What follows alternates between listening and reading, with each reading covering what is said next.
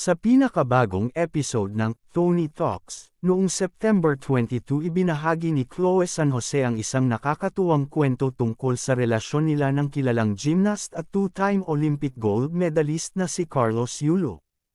Ayon kay Chloe, 9-love daw agad si Carlos sa kanya kahit hindi pa sila opisyal na magkasintahan.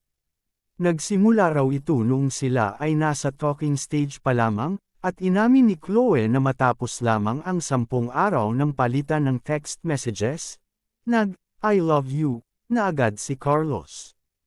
Bagamat hindi pa sinuklian ni Chloe ang damdaming iyon, ikinatuwa pa rin niya ang mabilis na pagtatapat ng atleta.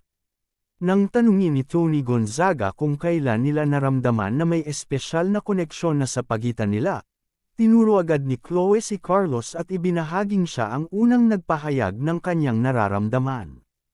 Bagamat hindi agad tumugon si Chloe, ipinagpatuloy nila ang kanilang palitan ng mga mensahe, at dahan-daang naging mas malalim ang kanilang relasyon. Si Chloe mismo ang unang gumawa ng paraan upang mapansin ni Carlos sa pamamagitan ng isang TikTok video, at mula noon ay naging mas malapit sila sa isa't isa.